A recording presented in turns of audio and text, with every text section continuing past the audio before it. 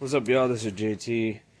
I did end up returning the three-piece subcompact kit, and because it was having issues with the drill, and they didn't have any of the impacts in stock, and I wasn't really gonna mess with that. Maybe I'll just wait till like the next batch comes out, because like on the Ridgid miter saws, the ones that were coming out just a few years ago, they were terrible.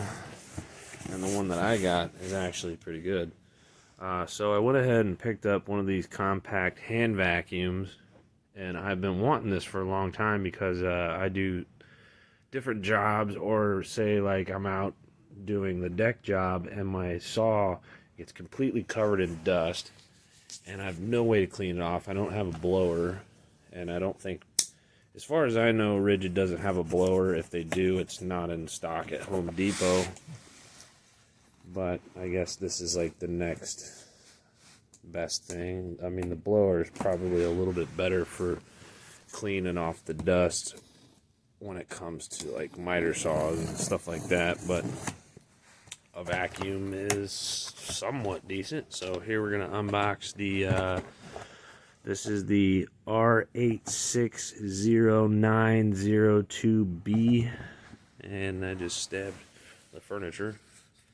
And it's a subcompact vacuum. This isn't like the wet dry one that they used to have in stock, and they don't have that one in stock anymore. And supposedly it doesn't have that great a suction. But what I want the vacuum for is cleaning out my car, vacuuming. I smoke, so vacuuming up ashes and whatnot, and just sawdust, and eventually sheetrock dust, because I'm almost ready for sheetrock in a couple of these rooms.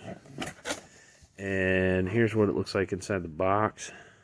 Of course, I a lot of times film these not just for your sake, but sometimes I film them so I can, if I have to return this for any reason, so I can get them back into the freaking box. And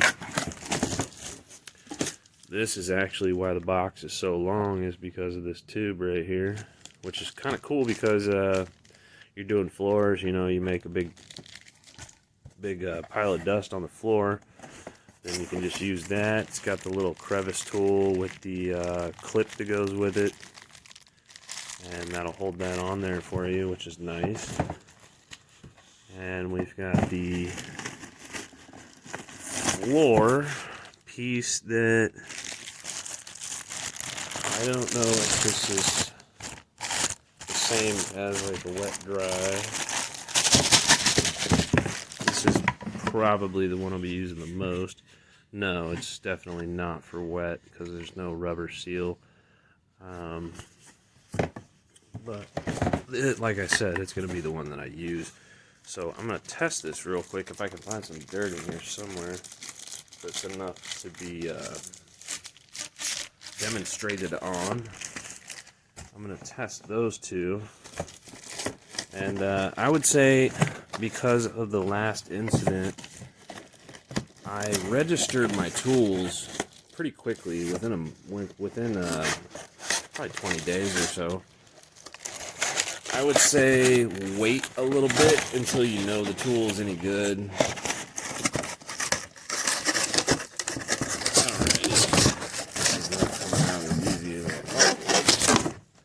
Alright, so here's the tool.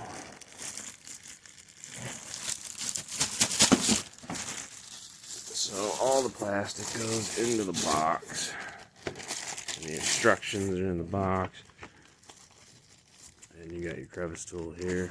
This would be nice for cleaning out the car, getting into the seats and in between things. This is pretty much what it looks like. It's very small, kind of like one of them Dirt Devils or whatever from way back in the day. It's about the same size.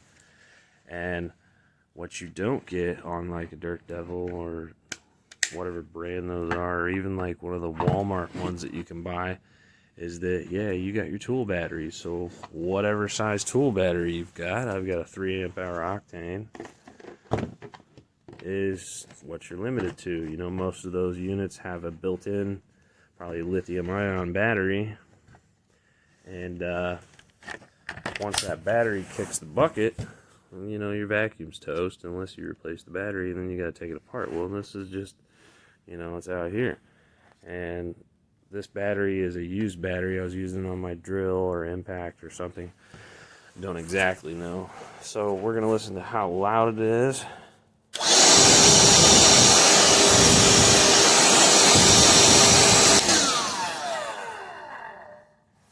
I gotta say that is not loud at all compared to my Ridgid work vac, like wet dry vac.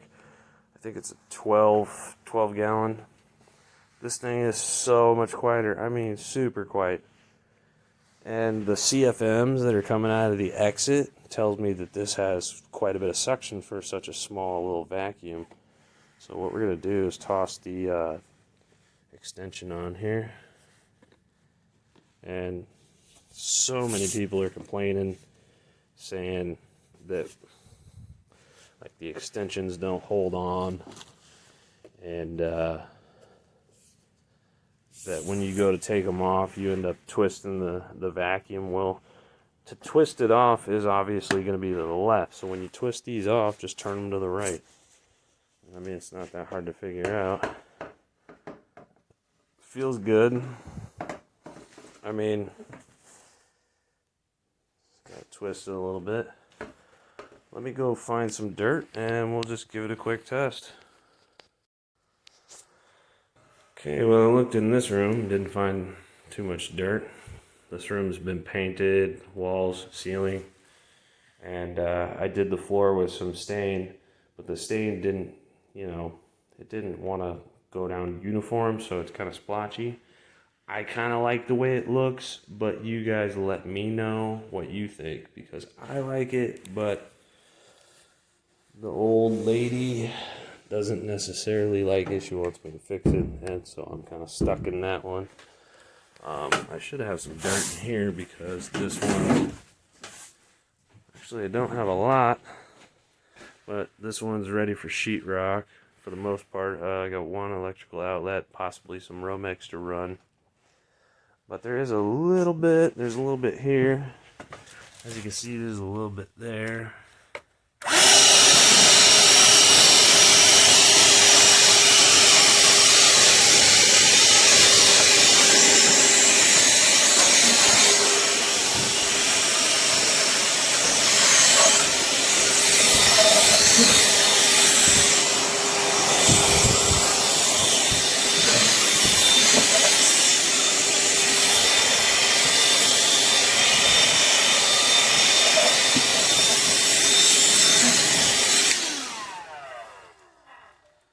Gee whiz, I thought there was more dirt in here. Well, I'll be damned. But even the little sheetrock chunks, I picked them up, and so far nothing's fallen out. I think what happens is if you get this too full, it'll hold the flapper open, and that's when your dirt's going to start falling back out. So, like, I've got my Ridgid 12 gallon, I think, and just look how dirty it is. That's how much I've been vacuuming. I filled up one whole huge bag, and this one's probably getting close to full. And that's just from sheetrock dust, and mostly sheetrock dust, actually, because I do my saw cutting outside. Yeah, so situations like this where you don't necessarily need a big vacuum, you just need to clean, like, I'll say you did like a recip cut to pull out a stud, you got a little bit there.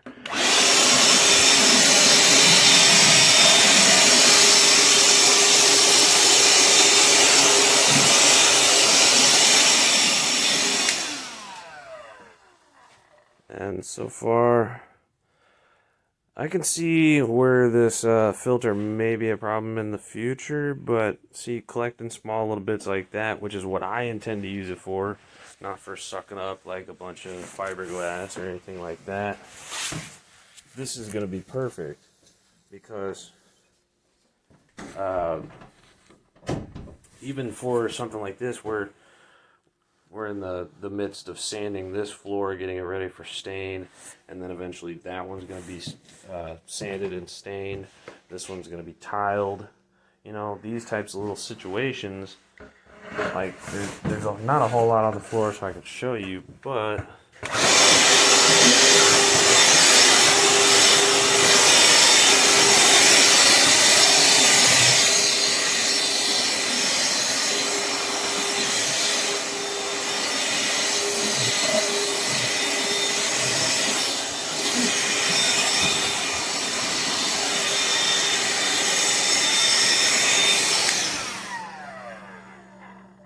yeah, I accidentally sucked up something long.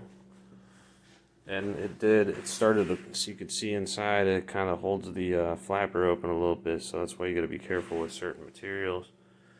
But like I said, I've been vacuuming up and cleaning up after myself, so there's not a whole lot laying around.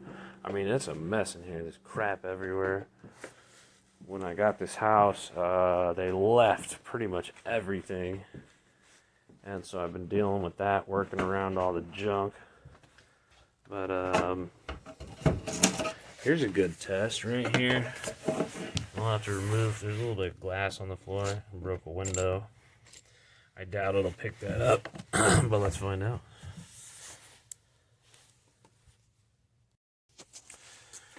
Okay, so in order to do something like this, I see I've got like some leaves, and like I said, I vacuumed up something long. Looks like just a piece of plastic or something. And there's like that type of dirt in the corners here. Let's see if it'll even pick up any of it.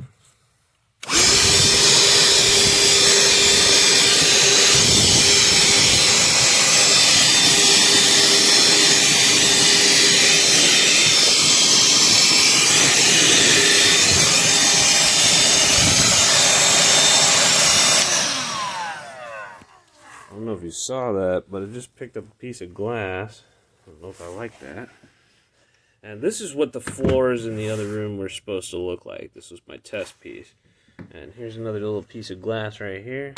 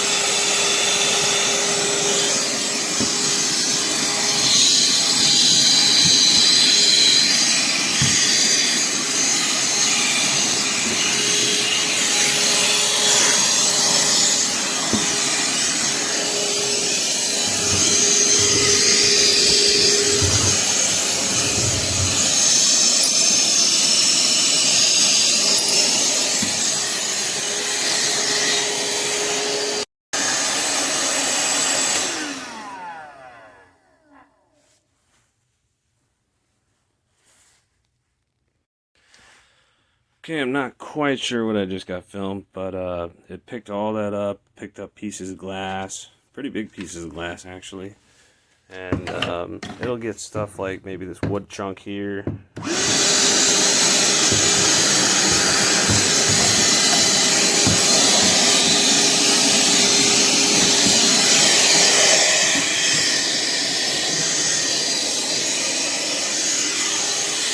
There's some glass over here. Or I don't know what that was actually.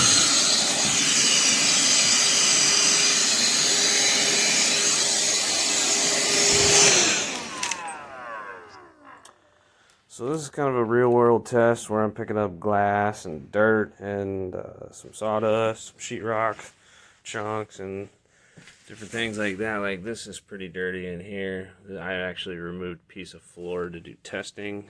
This is all getting cut out to do tile.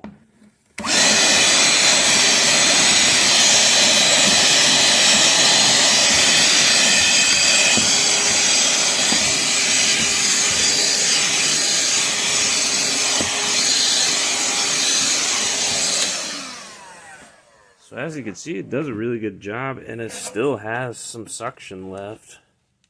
So let's just clean up the rest of it, and then we'll see how much it killed the battery.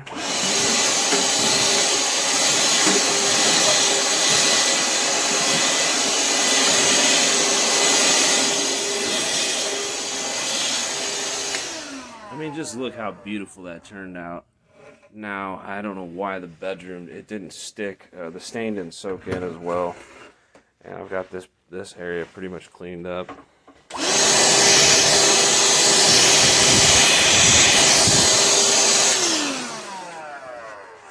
But yeah, it does a really good job, even for just, like, this is just normal dirt walking in and outside.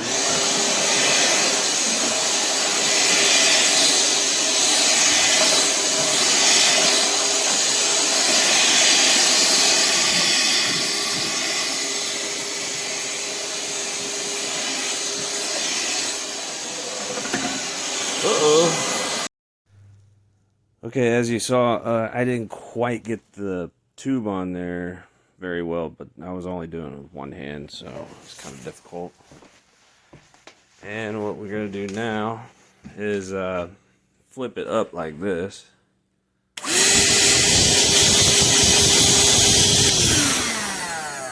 And just run it for a second, make sure your flapper goes down.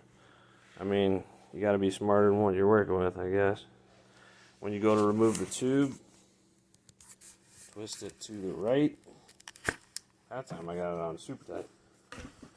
And then basically what I would do is kind of turn it like this, tap it on something soft. Don't go smacking it against your like workbench or something.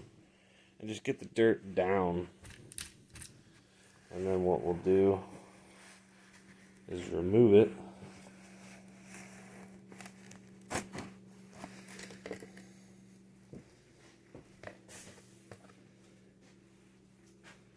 And obviously some of it's stuck. Ugh. Yeah, it did a really good job. There's glass, maybe a few small nails, a lot of leaves. I don't know where these leaves are coming from. I don't even have trees. And just general dirt, as you can see. There's a lot of glass in there. This thing, I can't believe it just did glass. Excuse me. Can't believe it just picked up glass. That's crazy, because my other big Ridgid vacuum, which has a lot bigger tube on it, or hose, it doesn't pick up stuff like that, or nails, certain size nails. It won't pick it up. This does a pretty good job. This would be excellent for cleaning out cars, and like I said, doing light duty floor cleanups real quick. You know, just grab it, slap a battery in it, and boom, you're ready to go. And then just take your deal and dump it out. Give it a little tap, and as you can see, it's fairly empty. I mean, besides just like the static cling dirt to the plastic, it gets fairly clean. Now this is something that's gross.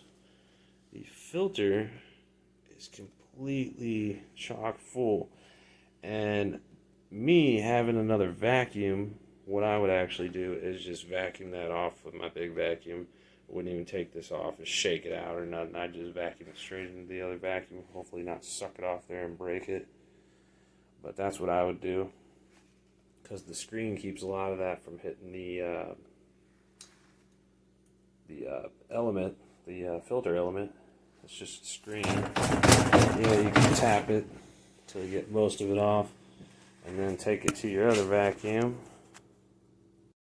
Just take it over to your bigger vacuum. Like I said, I got the NXT 12 gallon, I think, and just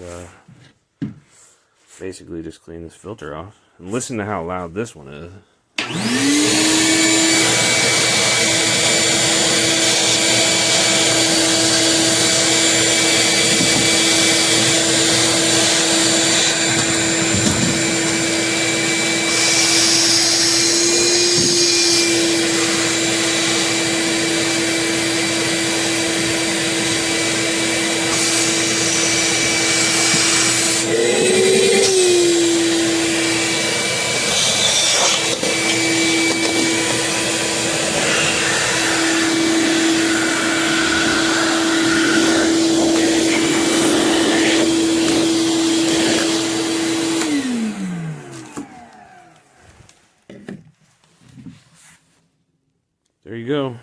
There's a little bit of fine particles in there, but it's really not too bad. Let's check the battery life. I started off with 3 bars, and I guarantee you it wasn't a full 3 bars because I'd been using them pretty heavily building a deck, and I still have 2 bars. So I can check my Ridgid app, but it's actually on my phone, so I can't do that while I'm filming, unfortunately.